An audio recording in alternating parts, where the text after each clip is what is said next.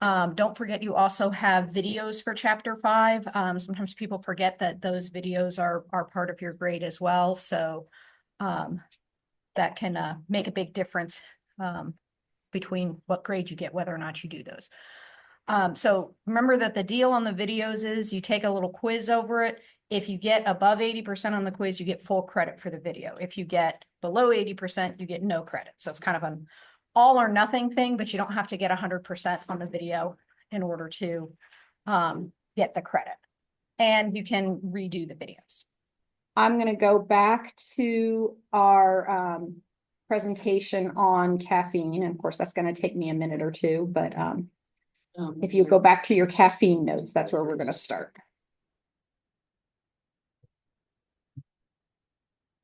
So this is kind of where we ended up on caffeine. We had talked about the main effects as a stimulant is both it's going to increase your heart rate. So it's stimulating you in the sense of making you more ready to physically fight the bear that might be attacking you, or your brain. And it does that not by causing more alertness, but by blocking the adenosine, and the adenosine is what causes you to get sleepy. So it's kind of getting in the way or inhibiting the adenosine. So drinking caffeine does have some benefits. When I was growing up, people always said, "Oh, you can't give kids coffee; you'll stunt their growth." But it does increase long-term memory. There is a decreased risk of certain kinds of cancer because there is that a little bit of mood boost that goes along with the dopamine.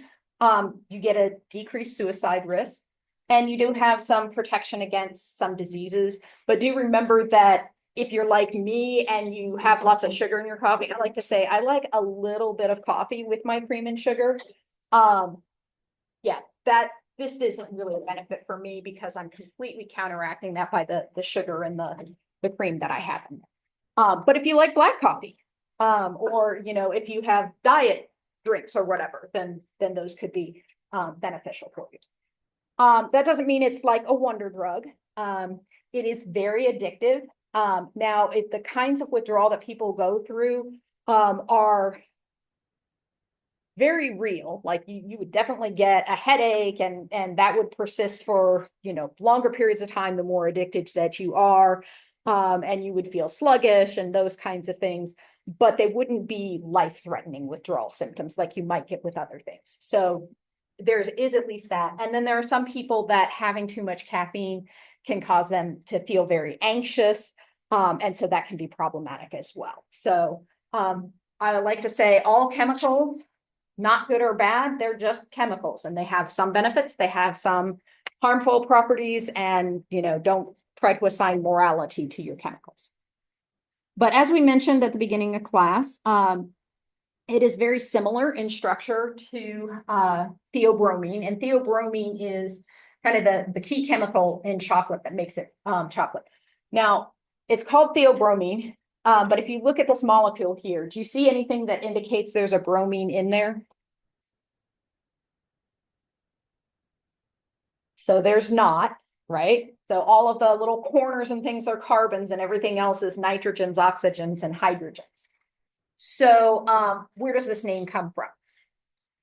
When it was discovered by Europeans, I mean, of course, people in the part of Africa where this is grown had known about it for centuries and centuries and centuries. But when Europeans discovered it, they thought it was so wonderful that they called it the food of the gods. So theo is a prefix that means gods, and broma refers to food. So they called it the food of the gods. As a chocolate lover, I love that little bit of trivia there. Okay, so very similar, but if we look, we can see over here, this is a little bit different. This makes caffeine a little bit heavier than the chocolate molecule. But since they're so similar, you might expect them to have similar properties, and we'll look at those.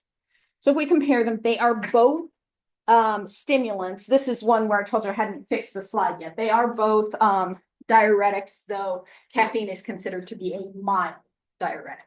And remember, that means it makes you pee. It doesn't give you diarrhea, it just makes you pee.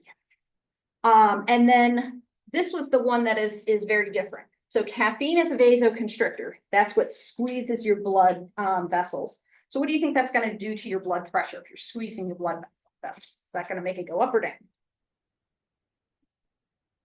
Yeah, it's going to go up. Yeah, so we would expect those of you that are having the 5-hour energy, your blood pressure to increase. Now, before I started drinking caffeine regularly, my blood pressure, the top number would be like 105. And so now it's regularly closer to 120. I would occasionally go into the doctor's office and they would like have to do it again because my top number would be under 100. I just typically have very low blood pressure. So that caffeine has raised my blood pressure. Chocolate, on the other hand, is a vasodilator.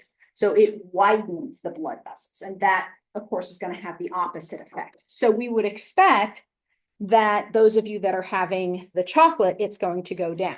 Now, the reason it's dark chocolate is that's going to have more of the theobromine in it. But it also has a little bit of caffeine in it as well. That's just naturally a part of chocolate. So there's a little bit of counteracting. And I think I might have, yeah, on the front of this, if we said 1.5 ounces of dark chocolate, you'll have 20 milligrams of caffeine compared to over 200 for the 5-hour energy. So it's a very small amount compared to the others. Now, why do I only have the 1.5 ounces of chocolate if that only gets me to 175 milligrams? Well, remember, this is based on the mass, but each caffeine molecule weighs more, right? So if I were like just to count how many molecules were in there, if I have the same number of molecules, the caffeine molecules are going to end up weighing more. So I did the calculation. Remember, we changed mass to moles, and it's the same number of moles, or very similar to the same number of moles. All right, so little question here. There's only one small difference. This is a click on it one. So looking at these two pictures, oops, which part of the molecule is different? And click on the caffeine, which is the one on the left-hand side. And remember, those of you that are on Zoom can also click on the thing on your presentation too. All right, so this is where you all clicked. Okay.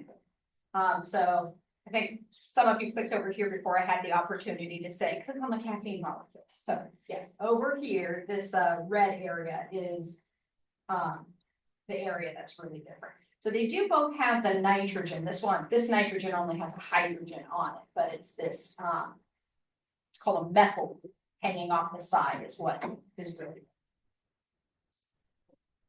Okay. So, chocolate chemistry. When we talk about chocolate, there's lots of different kinds of chocolate, and I specified we were looking at dark chocolate. You can also get, almost pure chocolate as well that basically doesn't have any sugar or anything else in it. Chocolate is made up of the fats, cocoa butter, and the chocolate solids. So the chocolate solids are where we have that theobromine, and that's what gives it the darker color to it.